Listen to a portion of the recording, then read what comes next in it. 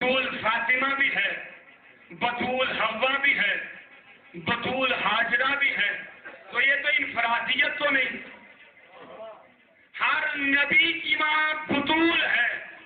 دلیل ہے، آپ جب زیارت عاشور پڑھتے ہو اور کسی دن پڑھے نہ پڑھے مجھے نہیں پتا، جب عید کی نماز پڑھی جاتی ہے تو عید کی نماز کے بعد زیارت عاشور پڑھی جاتی ہے، جسے زیارت امام حسین علیہ السلام کہا جاتا ہے، جس میں انگشت شہادت بلند کر کے کربلا کی طرف منہ کر کے کہا جاتا ہے اشہد انک قد اقمت الصلاۃ وآتیت الزکاۃ. ہم گواہی دیتے ہیں تو نے نماز کو زندہ کیا ہے، تو نے زکات کو ادا کیا ہے، وارحام المطہرہ، اور ہم گواہی دیتے ہیں تیرا نور جس شکم سے جس بطن سے آیا ہے وہ ہر بطن بطول تھا. یعنی جس نبی کی سرب سے پیشانی سے جس نبی کی زوجہ کی بطن میں نور حسین آیا وہ بطول تھا. دلیل ہے زیارت عاشور میں معصوم کی. کس بنیاد پہ مریم مصطفیٰ صدیقہ ہونے پہ منفرد ہے؟ صدیقہ فاطمہ بھی ہے، صدیقہ حوا بھی ہے، صدیقہ ہاجرہ بھی ہے، صدیقہ سارہ بھی ہے. یہ کون سا مقام ہے؟ مریم منفرد کیوں ہے؟ پوری توجہ رکھیے گا. مریم منفرد کیوں ہے؟ مریم کی انفرادیت کیا ہے؟ آؤ پورے چیلنج کے ساتھ قرآن کے آئینے میں بتا رہا ہوں کہ مریم منفرد کیوں ہے. پوری کائنات میں مریم وہ خاتون ہے، وہ بیوی ہے، وہ بطول ہے، وہ معصومہ ہے، وہ صدیقہ ہے جس نے اپنی پوری زندگی میں کبھی زمین کا کھانا نہیں کھایا. انفرادیت دیکھو مریم کی. جب سے دنیا میں نازل ہوئی تب سے لے کے وقت شہادت تک اگر کوئی مفسر قرآن ثابت کر دے مریم نے زمین کا کھانا کھایا ہے تو منبر سے اتار لینا. مریم نے زمین کا کھانا نہیں کھایا. آپ کہیں گے اتنا بڑا دعویٰ کر دیا ہے. تاریخ یہ لکھتی ہے کہ جب عیسیٰ کی ماں مریم کو بیت المقدس سے نکالا تھا اور یہ کہا تھا نکل جا، عبادت خانہ ہے، ولادت خانہ نہیں ہے. جب مریم صحرا میں آئی ہے اور صحرا میں پہنچی ہے تو ایک درخت کے نیچے آئی ہے، کھانے کی تما ہوئی ہے، موسم نہیں تھا، پروردگار بھوک لگی ہے. کہا اوپر دیکھ. دو روایتیں ہیں. ایک روایت موسم نہیں تھا کھجور آ گئی، ایک روایت موسم نہیں تھا بیر آ گیا. اگر زمین سے ہوتا تو آتے ہوئے وقت لگتا. میں کچھ کہہ رہا ہوں. مریم نے زمین کا کھانا نہیں کھایا تو مریم منفرد کہ مریم نے زمین کا کھانا نہیں کھایا.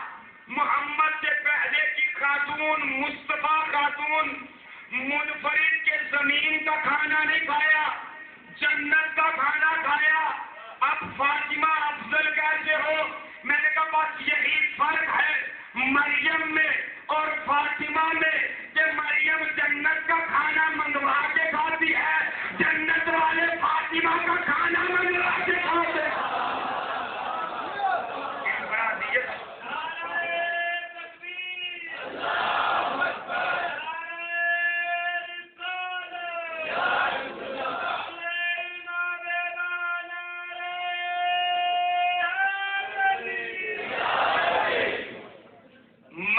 جنت سے کھانا منگوائے.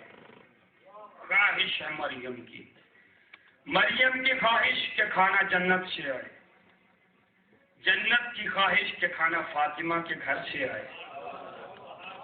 آپ نے لفظ پہ غور ہی نہیں کیا. خدا کی بڑا لفظ تھا، قیمتی لفظ تھا. مریم کی خواہش کے کھانا جنت سے آئے، جنت کی خواہش کے کھانا فاطمہ کے گھر سے آئے، تو مریم سے افضل ہوئی فاطمہ. اچھا یہ تو عقیدے کی باتیں ہیں، جنت وہاں پہ تھی یا یہاں پہ تھی؟ اور کون سمجھے گا فاطمہ کی عظمت کو؟ کون سمجھے گا فاطمہ کی معرفت کو؟ فاطمہ تو دور، فاطمہ کے گھر کی عظمت کوئی نہیں سمجھ سکتا. اور جملہ دے رہا ہوں، اگر آخری آدمی تک وجد میں نہ آ جائے تو آل محمد کے دربار سے خیرات ہی نہیں ملی. کسی نے آپ کے اور میرے چھٹے امام کشائے پہ حقائق صادق کے آل محمد امام جعفر صادق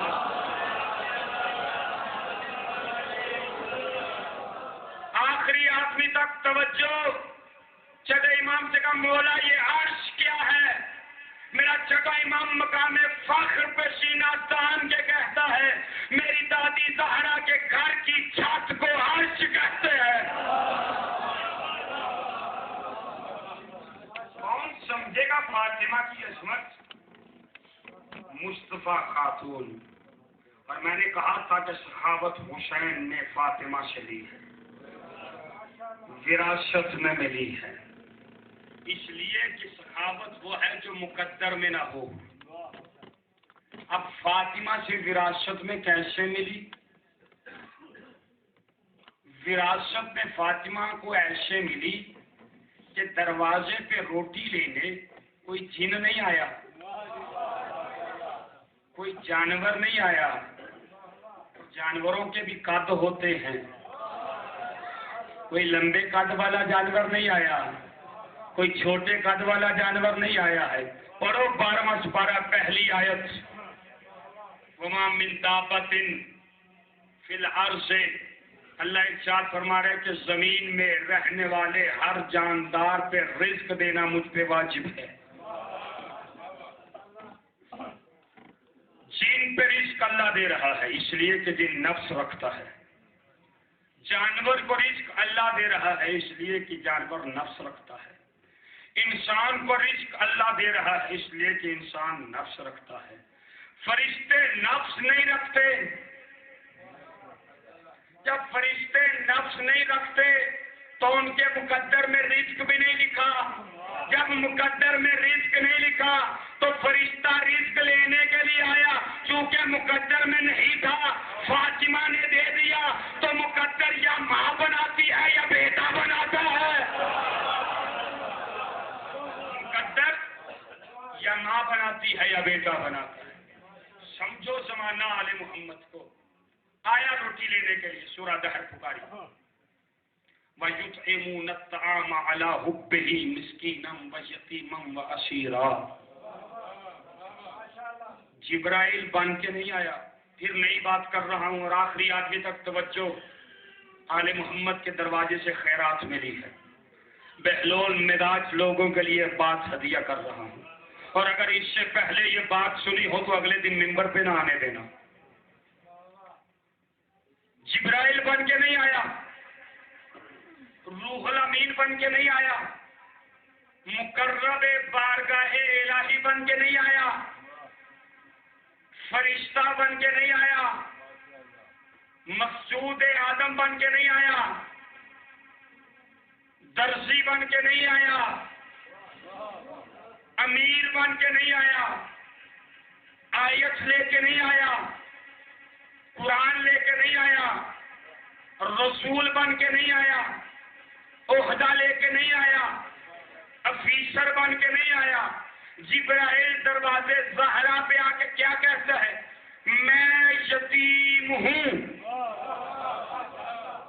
اب میں پوری پنڈال کی ساری عوام سے سوال کر رہا ہوں، یتیم کسے کہتے ہیں؟ جس کا ممبر سے اتار لینا اگر کوئی یہ ثابت کر دے کہ جبرائیل کا باپ تھا.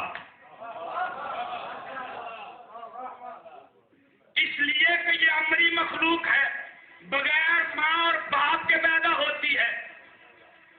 جبرائیل کا باپ نہیں تھا، باپ نہیں تھا تو پھر اس نے دروازے پہ آ کے یہ کیوں کہا کہ میں یتیم ہوں؟ دعویٰ بڑا کیا ہے میں نے، پہلے سنی ہو تو ممبر پہ نہ آنے دینا۔ یتیم ہماری لغت میں، ہماری ڈکشنری میں، ہمارے ماحول میں، ہمارے معاشرے میں، ہمارے سماج میں، ہمارے پاکستان میں جہاں علم کا فقدان ہے، جہاں اردو زبان کی کمزوری ہے، وہاں پہ یتیم کا معنی یہ کیا جاتا ہے، پوری توجہ چاہتا ہوں، یتیم کا معنی یہ کیا جاتا ہے جس کا باپ مر گیا۔ تو جبرائیل کا تو باپ بھی نہیں تھا، یہ دروازہ زہرا پہ آ کے کیا کہہ رہا ہے؟ میں یتیم ہوں،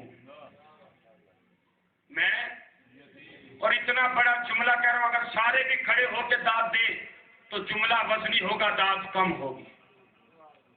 کسی نے یہی سوال کر لیا، آپ کے اور میرے چھٹے امام کا شاہد حقائق صادق آل محمد امام جعفر صادق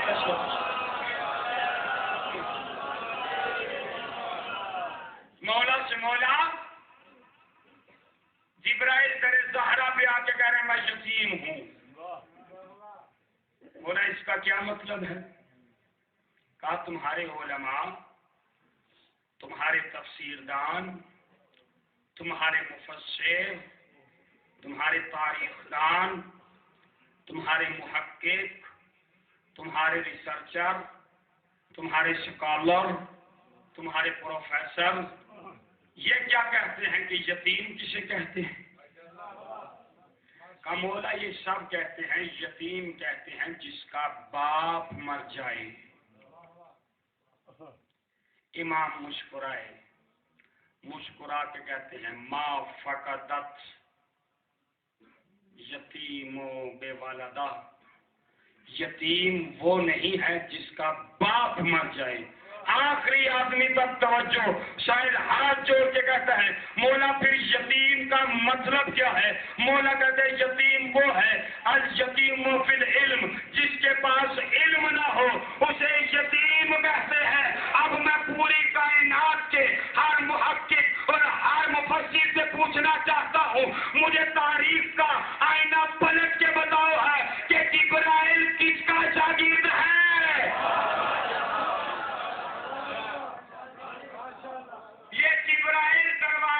علی پہ آ کے، دروازہ فاطمہ پہ آ کے یہ اعلان کر رہا میں یتیم ہوں، میں علم لینے کے لیے آیا ہوں۔ امام کہتے یتیم وہ ہوتا ہے جس کے پاس علم نہ ہو۔ ربی آپ وجد میں نہیں ہے، اب جملہ سنیے گا۔ چھٹے امام کیا ارشاد فرماتے ہیں؟ چھٹے امام فرماتے ہیں حبتنا اہل البیت العلم، ہم اہل بیت کی محبت علم ہے۔ یار آپ بیدار نہیں ہو رہے، خون پسینہ ایک کر دیا ہے میں نے۔ محبت اہل بیت علم ہے، اور اگلا جملہ ارشاد فرماتے ہیں یہ علم وہ نور ہے، اللہ جس کے دل میں چاہتا ہے پیدا کر دیتا ہے، اور اس سے اگلا جملہ مولا کہتے ہیں پیدا کرتا ہے اللہ مشیت سے، اور نحن مشیت اللہ، ہم اللہ کی مشیت ہے۔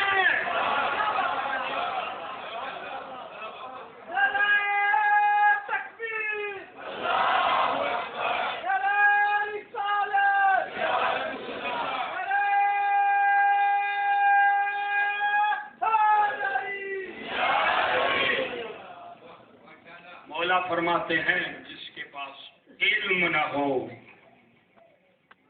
وہ یتیم ہے، اور جس کے پاس علم ہو وہ محب اہل بیت ہے۔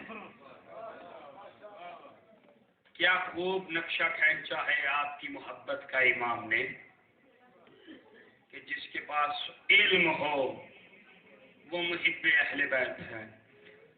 اس مجلس کا سب سے قیمتی جملہ ہدیہ کرنے لگا، پہلے مفسر قرآن معصومین کے بعد، پہلے مفسر قرآن حضرت عبداللہ ابن عباس. کسی نے اس سے سوال کیا, پوری توجہ چاہتا ہوں, جملہ نازک ہے, سروں سے ایسے گزرے گا جیسے صفین میں عباس کی تلوار گزری تھی. عبداللہ ابن عباس کا, عبداللہ تم نے علی سے قرآن پڑھا ہے؟ کہا میں نے علی سے قرآن پڑھا ہے. کہا عبداللہ بتا کتنا قرآن پڑھا ہے؟ عبداللہ مقام فخر پہ کہتا ہے علی سے کتنا پڑھا ہی نہیں جا سکتا. کہا نہیں عبداللہ بتا تو نے علی سے کتنا قرآن پڑھا ہے؟ جب بار بار اصرار کیا تو عبداللہ وقت میں آ کے کہتے ہیں مجھے نہیں پتا میں نے علی سے کتنا قرآن پڑھا ہے, البتہ میں اتنا بتا دیتا ہوں اگر میرے اونٹ کی نکیل صحرا میں گم ہو جائے تو میں قرآن کھول کے اسے تلاش کر سکتا ہوں.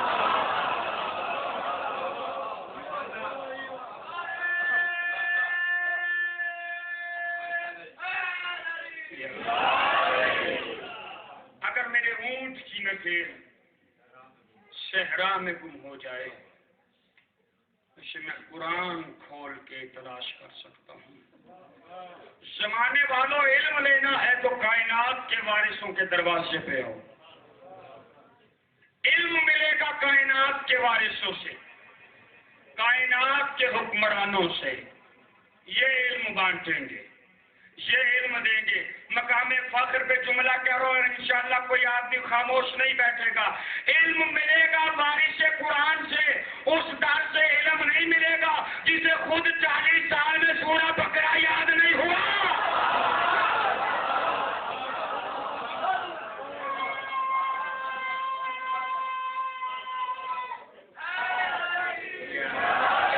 اچھا اگر ایسا نعرہ لگانا ہے تو نہ مجھ پہ احسان کرو نہ مولا پہ احسان کرو.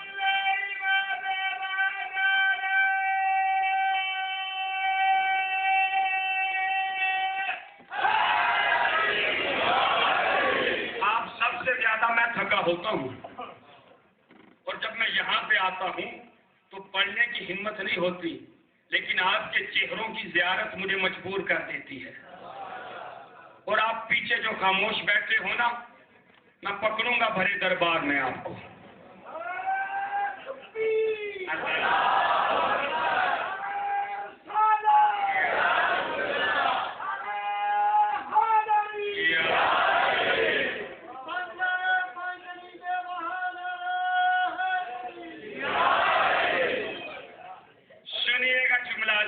علم ملتا ہے ہمیشہ آل محمد کے دروازے سے. وجد میں آ جائیں گے آپ. اگر کل کی گفتگو یاد ہو, تین کیا ہے اور تراب کیا ہے. آخری جملہ فضائل کا, اس کے بعد میں منزل مصاحب پہ آ جاؤں.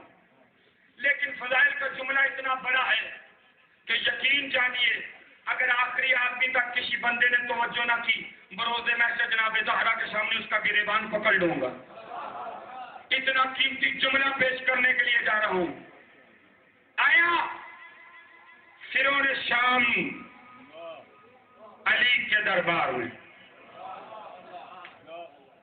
اور آپ کہہ رہے یا علی, تین اور تراب سے ذہن میں رکھیے گا عزیزو. یا علی آپ بنی ہاشم اور ہم بنی امیہ دونوں کی داڑھیوں میں بڑا فرق ہے. میں منزل مقام فخر پہ کچھ کہہ رہا ہوں. یقین جانیے اتنا بڑا جملہ کہہ رہا ہوں, قرآن کا آئینہ کھولنے لگا ہوں. اور اگر قرآن کے آئینے سے نہ پڑھوں تو مجھے ممبر پہ نہ آنے دینا. کہا یا علی آپ بنی ہاشم کی اور ہم بنی امیہ کی داڑھیوں میں بڑا فرق ہے. یعنی مجھے اتنا بتائیے آپ بنی ہاشم والوں کی داڑھیاں گھنی کیوں ہوتی ہیں اور ہم بنی امیہ والوں کی داڑھیاں کہیں کہیں پہ کیوں ہوتی ہیں؟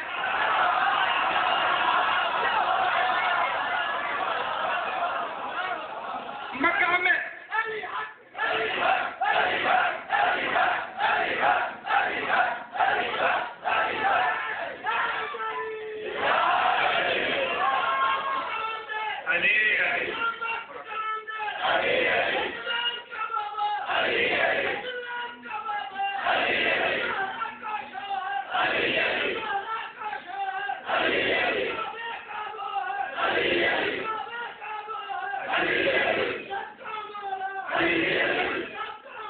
علی علی علی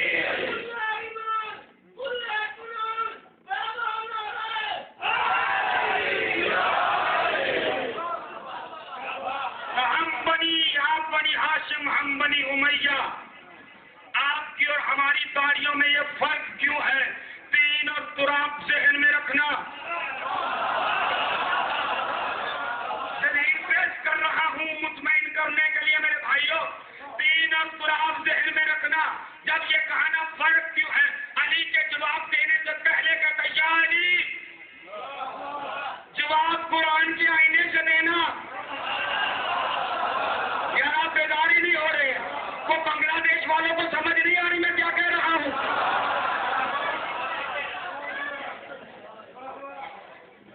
یعنی جواب دینے سے پہلے میں چاہتا ہوں یہ جواب قرآن کے آئینے سے دینا، قرآن سے بتانا بنی ہاشم کی داڑیاں گھنی کیوں ہیں۔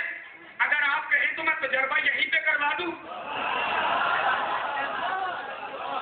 اٹھاؤ حسین کے عاشقوں کو جنہوں نے داڑیاں رکھی ہیں اور دیکھو ان کے چہرے غور سے، تو آپ سے بنے ہیں کہ دین سے بنے؟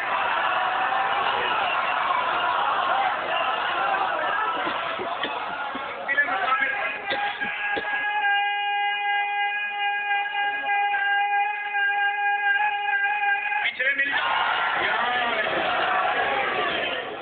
یعنی قرآن کے آئینے سے بتائیے بنی ہاشم کی داڑیاں گھنی کیوں ہیں، بنی امیہ کی داڑیاں کہیں کہیں پہ کیوں ہیں؟ علی نے قرآن کا سینہ کھولا، آیت نکالی، آیت نکال کے کہتے بسم اللہ الرحمن الرحیم والبلد الطیب یخرج بإذن ربہ نبتہ بإذن ربہ والخبث لا یخرج الا نبتا۔ یہ دیکھ قرآن میں اللہ تیری اور میری داڑھی کا ذکر کر رہا ہے کہ طیب زمینیں گھنی فصلیں دیتی ہے اور خبیث زمینیں کہیں کہیں پر۔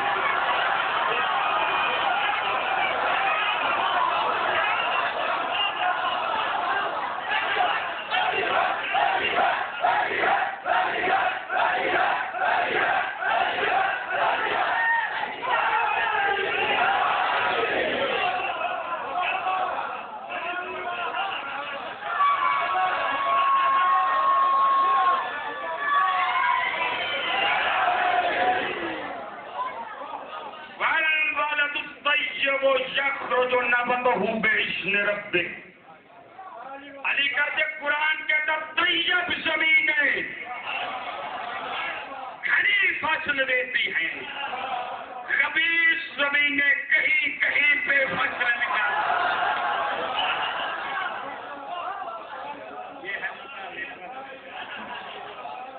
یہ ہے مقام فخر۔ علم لو، قرآن کا علم لو وارثان کائنات۔ حقیقت قرآن کیا ہے، وارث کائنات بتائیں۔ سمجھو کائنات کے وارثوں کو۔ 5 محرم کی رات ہے، 5 دن کا مہمان ہے زہرا کا لال۔ جتنے جوش و خروش سے امیر بن کے فضائل سنے ہیں، اتنے ہی غریب بن کے مصائب سن لو۔ گریبان چاک کر کے، شروں میں خاک ڈال کے، بقیہ کی طرف منہ کر کے کہا کرو زہرا تیرے بچوں کا بڑا ارمان۔ اور میں مصائب میں کوئی کمی نہیں کرنا چاہتا۔ آج 5 محرم کی رات ہے۔ تاریخ میں نے پڑھا ہے 5 تماچے ایسے ہیں جن تماچوں کے لگنے سے اللہ کا عرش ہل گیا۔ عزیزانو، یہی اگر روایت آپ نے سن لی نا، میرا مقصد حل ہو جائے گا۔ 5 تماچے تاریخ کہتی ایسے ہیں، جب وہ تماچے لگے ہیں تو اللہ کا عرش ہل گیا۔ پہلا تماچا نمرود کے دربار میں ابراہیم کو لگا، عرش اور زمین پہ زلزلہ آ گیا۔ دوسرا تماچا جب یوسف کو گرفتار کر کے لایا جا رہا تھا، راستے میں ماں کی قبر آ گئی، یوسف نے اپنے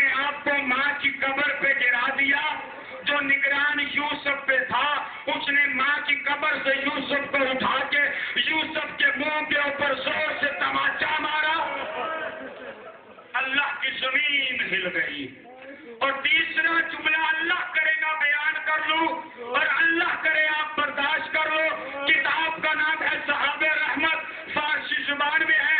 صاحب کتاب لکھتا ہے تیسرا تماچا محمد کی بیٹی کو دربار خلافت میں جب یہ حق مانگنے گئی تھی.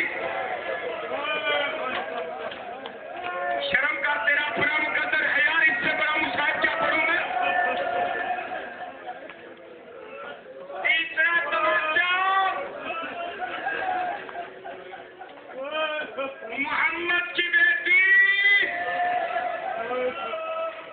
جب دربار خلافت حق لینے گئی.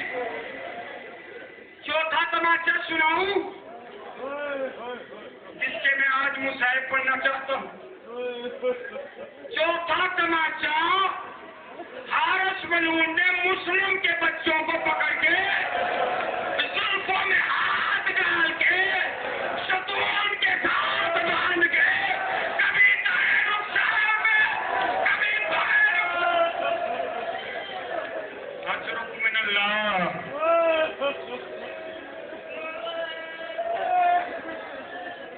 دعا کرو پانچواں تماچا پڑھنے سے پہلے مجھے موت آ جائے. بی بی مجھے حوصلہ عطا کر میں پانچواں تماچا پڑھوں. انہیں حوصلہ دے, ان کے سینوں میں دم پیدا کر. پانچواں تماچا سنے. 10 محرم کو جب شیور کمینہ حسین کے گلے پہ سکینہ کی زلفوں میں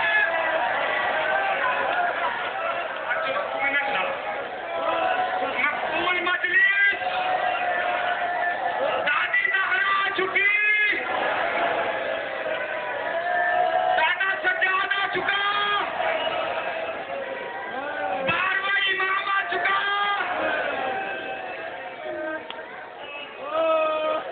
سن لیا دادارو پانچواں تماچا. آپ نے اس انداز میں ماتم نہیں کیا جس انداز میں تماچا لگا تھا. کم از کم ایسا ماتم تو کرو جیسا سکینہ کو تماچا پڑا ہے. شرم کر کے رو رہے ہو,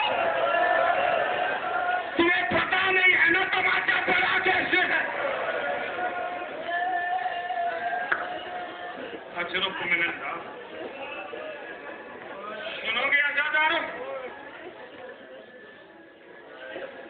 میں مختصر کر پڑھنے کی ہمت نہیں. زندان میں ہیں مسلم کے بچے.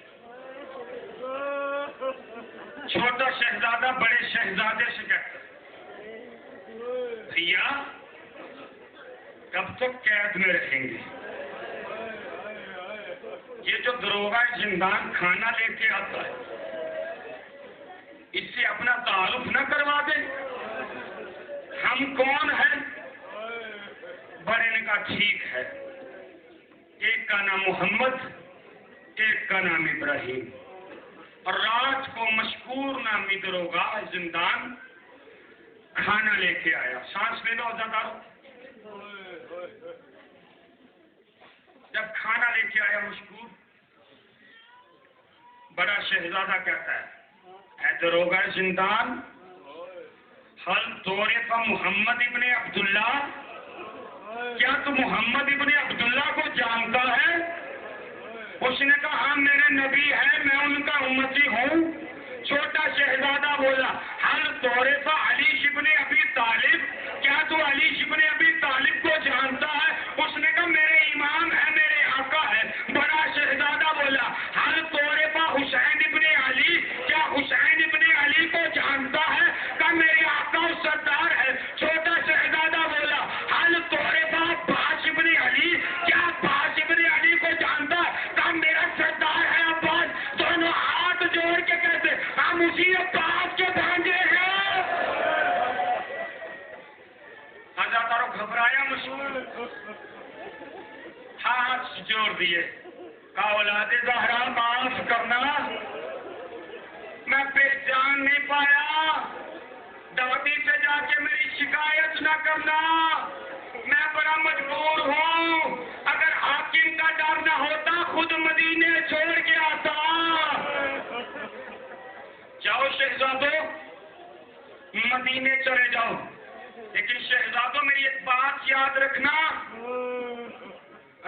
کو سفر کرنا، دن کو آرام کرنا۔ حالات بڑے سازگار ہیں۔ شہزادوں نے بات مان لی، رات کو سفر کرتے تھے، دن کو آرام کرتے تھے، اور رات کو سفر کیا، دن کو آرام کرنے کے لیے دریا کے کنارے ایک درخت پہ چڑھ کے سو گئے۔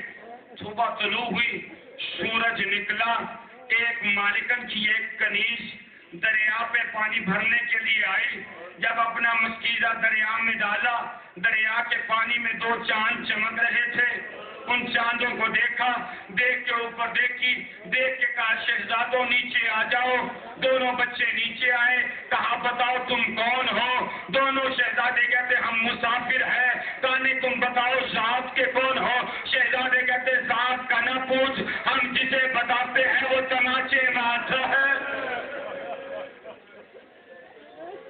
یہ کہتی ہے میری کنیز مومنہ ہے، میں تماچا نہیں ماروں گی، مجھے بتاؤ تم ذات کے کون ہو؟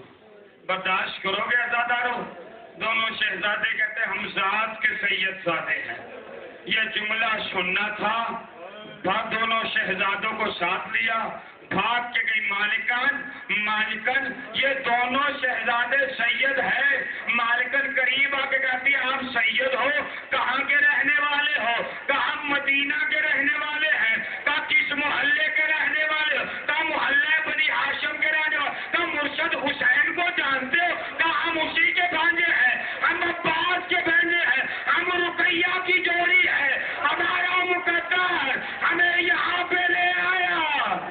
اجرکم من اللہ، اجرکم من الزہرا۔ عزادارو دونوں شہزادوں کو کہتی آؤ میرے مشہزادوں۔ حجرے میں لے گئی، اس کے گھر کے صحن کے سینٹر میں سیڑھیاں تھی، سیڑھیوں کے اوپر حجرہ تھا۔ حجرے میں لے جا کے کہتی آپ آرام کرو، میں آپ کے لیے کھانا لے کے آتی ہوں۔ بچے کہتے ہمیں کھانا نہیں چاہیے، بڑے دن گزر کے ہم سوئے نہیں ہیں، اگر تو ہمیں اتنی اجازت دے ہم تھوڑی دیر سو لیں۔ کہتی ہے ٹھیک ہے شہزادو، میں دروازہ بند کر دیتی ہوں، آپ سو جاؤ۔ اس بی بی نے بچوں کو بند کیا، دروازہ بند کیا، تالا لگایا، خود نیچے آ گئی۔ آدھی رات کا وقت گزرا ہے، حارث کمینہ گھر میں داخل ہوا ہے، تلوار زہر سے پھینک دی ہے، غصے میں کہتا ہے اگر میرے ہاتھ لگ جاتے تو بڑا انعام ملتا، بڑا انعام ملتا۔ اس کی بیوی کہتی کیا بات ہے، اتنے غصے میں کیوں ہے؟ کہتا مسلم کے بچے زندان سے بھاگ کے ہیں، اگر میرے ہاتھ میں لگ جاتے بڑا انعام ملتا ہے۔ اس کی بیوی کہتی تھک گیا ہے، تو آرام کر، میں تیرے لیے کھانا لاتا ہوں، مل جائیں گے جب تو چھوڑ ان کو، تو کھانا کھا، تو آرام کر۔ اسے کھانا دیا، آرام کرنے کے لیے بستر پہ لیٹا۔ آدھی رات کا وقت تھا، چھوٹے بھائی کو خواب آیا اور روتا ہوا اٹھ بیٹھا، ماتم کرنے لگا۔ بڑا بھائی اٹھ کے کہتا ہے بھیا کیا ہوا ہے، ماتم کیوں کر رہا ہے؟ کہا بھیا میں نے ابھی ابھی خواب دیکھا ہے، خواب میں نانا محمد آئے ہیں، سر کا ماما اترا ہوا ہے، سر کے بال کھلے ہوئے ہیں، سر میں خاک ہے، ساتھ میں بابا مسلم ہے۔ نانا محمد ماتم کر کے کہتے ہیں مسلم خود آ گیا ہے، میرے بچوں کو کہو اجرکم من اللہ، اجرکم من الزہرا۔ دونوں بچے کریا کرنے لگے، دونوں بچے رونے لگے۔ جب رونے کی آواز بلند ہوئی، یہ حارث کمینہ تڑپ کے اٹھا اپنے بستر پہ، کہا کون رو رہا ہے؟ اس کی زوجہ کہتی ہمسایوں کے بچے رو رہے ہوں گے۔ اس کمینے کو یقین نہیں آیا، میں نے کہا تھا منظر ذہن میں رکھنا۔ اس کے گھر کے صحن کے سینٹر میں سیڑھیاں تھی، اوپر حجرہ تھا، اس کمینے کو یقین نہیں آیا، یہ اوپر حجرے میں داخل ہوا، آگے تالا تھا، اس نے پتھر پکڑا، تالا توڑا، حجرے کا دروازہ کھولا، اندر چراغ بند تھا، اندھیرا تھا، اسے نظر کچھ نہیں آ رہا تھا۔ یہ ہاتھوں سے ٹٹولتا ہوا ایک مرتبہ ایک کونے میں گیا ہے، اس کے نجس ہاتھ دونوں شہزادوں کی پاک زلفوں میں آ گئے ہیں۔ اس نے زلفوں میں ہاتھ رکھا اور رکھ کے کہتا بتاؤ تم کون ہو؟ دونوں کہتے ہم مسلم کی جوڑیاں ہیں۔ اس کمینے نے انہیں دونوں ہاتھوں سے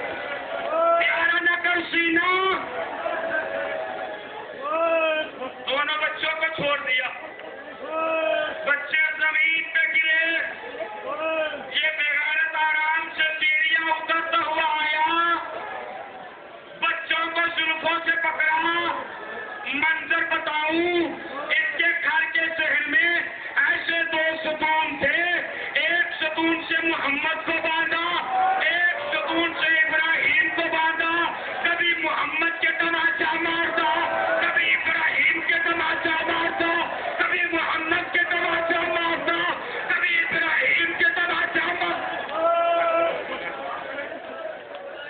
تماچے مار رہا تھا دونوں کو۔ اتنے میں صبح کا سورج بلند ہوا، اس نے شہزادوں کو کھولا، شہزادوں کو کھول کے لے جانے لگا۔ اس کی زوجہ کہتی حیا کر، سید زادے ہے، حیا کر، اولاد زہرا ہے۔ اس نے تلوار نکال کے اپنی زوجہ کو زخمی کر دیا، دونوں بچوں کو زلفوں سے پکڑ کے دریائے فرات کے کنارے پہ لایا۔ دونوں بچے کہتے تو چاہتا کیا ہے؟ کہا تمہارا سر قلم کروں گا، ابن زیاد کے دربار میں لے جاؤں گا، وہ مجھے انعام دے گا۔ بچے کہتے اگر انعام کا لالچ ہے ہمیں مدینے میں لے جا، ہمارا ماموں مدینے کا شہنشاہ ہے، جتنا انعام کہیں گا تجھے دلوا دیں گے۔ یہ کہتا مجھے منظور نہیں ہے۔ شہزادے کہتے اگر یہ منظور نہیں ہے ہم یوسف سے کم نہیں ہے، ہمیں بازار میں لے جا، جا کے فروخت کر دے، جو قیمت ملے انعام نہ رکھ لے۔ کہا مجھے یہ منظور نہیں ہے۔ شہزادے کہتے مجھے زندہ ابن زیاد کے دربار میں لے جا، شاید وہ ترس کھا کے زندہ چھوڑ دے۔ کہتا مجھے یہ منظور نہیں ہے۔ شہزادے کہتے بس پھر اتنی مہلت دے دے، ہم 2 رکعت نماز پڑھ لیں، جملہ برداشت کرو گے؟ ساقیہ کوثر کے بچوں نے دریائے فرات کے کنارے پہ تیمم کر کے نماز، اس سے بڑا کیا مشاہد کروں؟ ساقیہ کوثر کے بچے دریا کے کنارے پہ تیمم کر کے نماز پڑھ رہے تھے۔ ادھر یہ نماز پڑھ کے فارغ ہوئے، ادھر اس نے تلوار نکالی، ادھر عید کی صبح مسلم کی یتیم بچیاں حسین کے پاس آئی، ماموں اجرک من الزہرا، بی بی حوصلہ عطا فرما، ماموں آپ امام ہو، معجزہ دکھاؤ، آج عید ہے بھائیوں سے ملواؤ۔ حسین نے کہا 2 انگلیوں کے درمیان دیکھو۔ اب جو بچیوں نے دیکھا حارث کی تلوار، بھائیوں کے ساتھ ایک مرتبہ کا ماموں ہاتھ یہیں پہ رکھنا، ہم بھاگ کے اماں کو بتائے اماں جلدی آ، تیری ڈوری مل گئی، کوئی اس کی نماز۔ اجرک من الزہرا،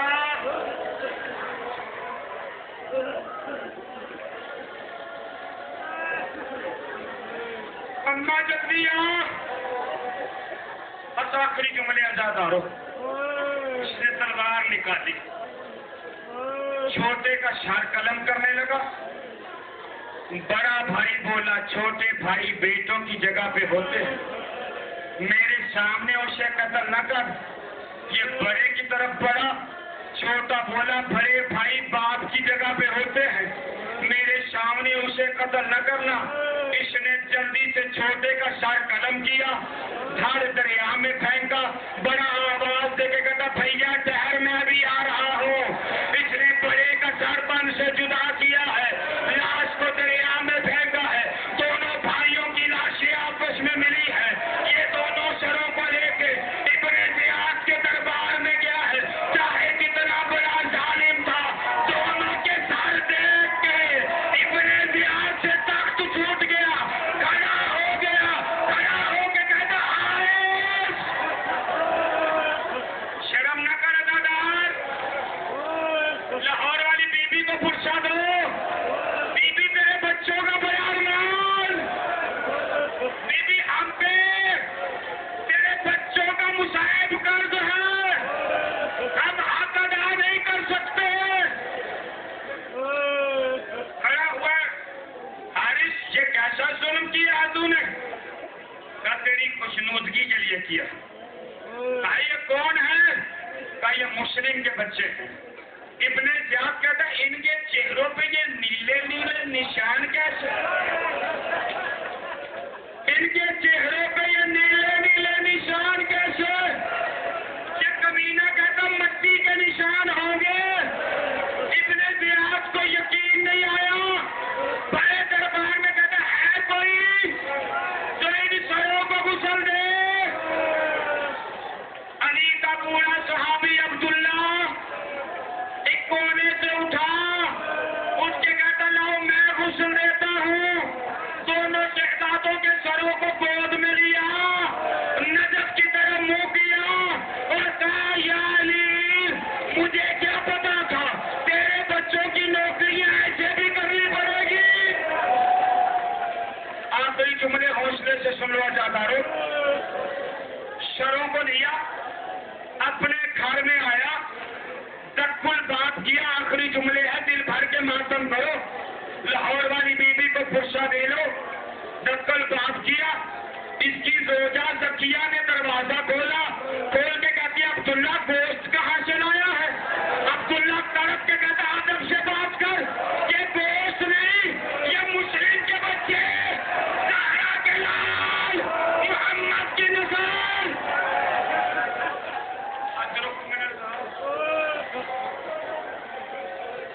زکیہ انہیں غسل دے۔ جملہ سنو گے عزادارو، زکیہ دونوں سروں کو غسل بھی دے رہی ہے اور رو بھی رہی ہے، ماتم کر کے کہتی ہے تمہاری ماں تو مر گئی ہوگی۔ اللہ جانے پتھر کا دل ہے آپ کا، ماتم کر کے کہتی ہے تمہاری ماں تو مر گئی ہوگی۔ غسل دے رہی تھی، اس کے گھر پہ ایک نور کی اماری اتری جس میں ایک برقع پوش بی بی، جس کا ایک ہاتھ پہلو پہ، ایک ہاتھ سے ماتم کر کے زکیہ آرام سے غسل دے، میں نے زکیہ پیس پیس کے پالے۔ ماتم کا رضادار غسل ہوا، مسلم کے دونوں بچوں کو غسل ہوا، آخری جملہ پڑھنے کی ہمت نہیں، دونوں سارا ابن زیاد کے دربار میں۔ ابن زیاد کہتا حارث تو کہتا ہے یہ مٹیوں کے نشان ہے، یہ نیلے نیلے نشان تو